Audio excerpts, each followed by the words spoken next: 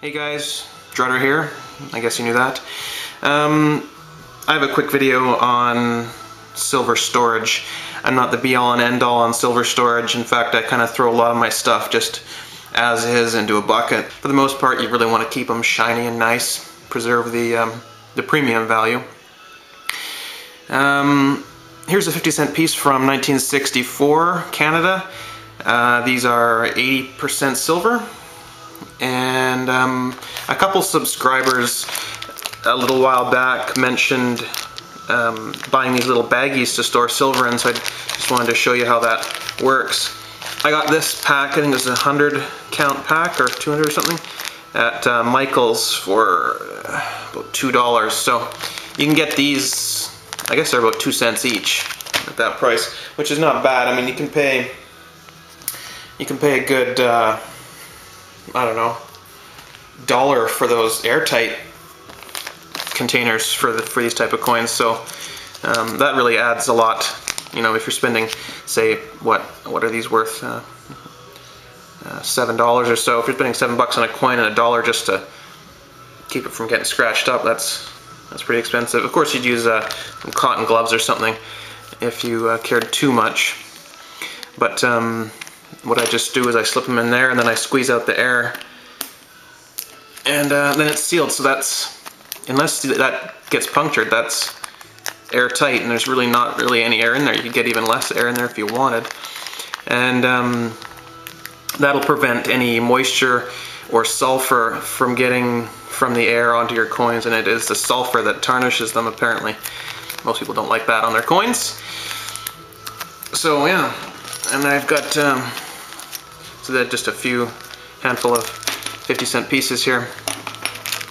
This is one of my favorites. One on an eBay auction, 1943. It's got some dark coloring. It's sort of, I guess, hand oils and whatnot. Gross, I know.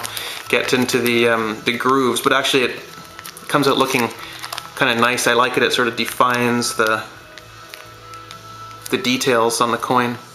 That's really kind of a nice coin there.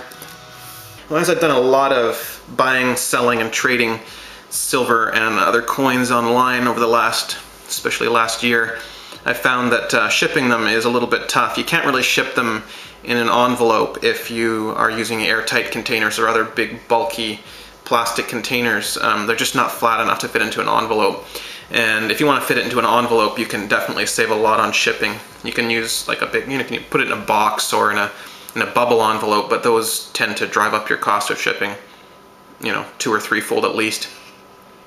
So one thing that I've found is they're called top loaders or hard cases, and they're really good for storing, I'm not sure about storing, but for shipping silver. Well, I wouldn't mind storing silver in these if I had nothing else, but they're designed for baseball cards or whatever, and you just slide them in, but they're designed perfectly smooth on the inside, so no, they won't scratch your silver at all. Your silver is perfectly safe inside these, and they're made of a material which doesn't break down, and it's meant to protect your collectibles, basically. I've never seen them used for this purpose before, but I have successfully shipped some silver to customers who bought. Inside these, you can fit 2 in each one, and you can fit 2 of these top loaders in an envelope. So for one envelope, 2 top loaders and a stamp, well, sufficient enough stamp to ship 4 ounces worth of material, but that's only about $2. So you could ship 4 ounces of silver for $2. That's pretty good. And I'm not sure about storing them in here. It looks like it would be pretty safe. I mean, it doesn't slide out or anything. And well, it doesn't move around too much. And like I said, it's quite safe in there, so just thought I would pass that on in case anyone wanted to try that out. I managed to find a lot of these things at a very cheap price, so works for me.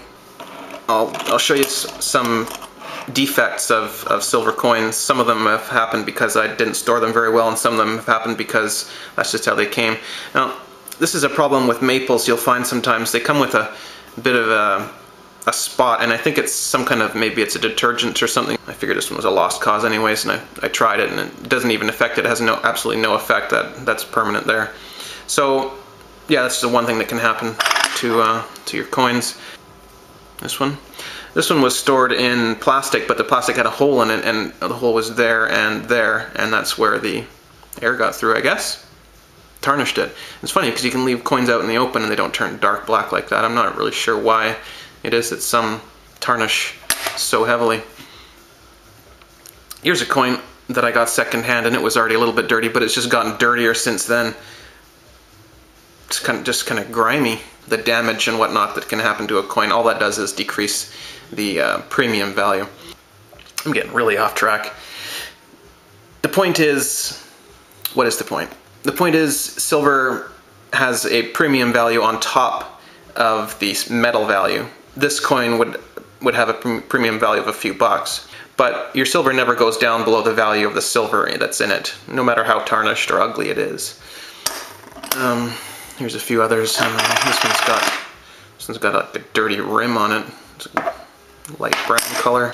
They don't seem to scratch, but they do definitely tarnish. Look at that one. That one was in an airtight or something that wasn't airtight, and it just got tarnished. 1989. That's the second year these were ever made. So those are some problems that happen with your silver when you don't store it very well.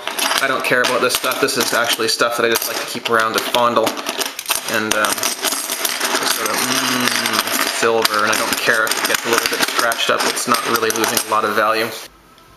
Here are some of the dirty old men of silver. A few pieces, some really worn 25-cent pieces from Canada. Now, these don't feel like a regular quarter when you pick them up. Something's different about them. I'm not really sure what it is. Can't really put my finger on it. Maybe it's just because it's so worn. It's almost a flat disc of sterling silver. They made them out of sterling way back when. This is from 1916, 1929, 1913, the year of the Federal Reserve. 1917 and 1919. And this dirty old bastard, this is actually a 1 florin 2 shillings from Australia in 1917.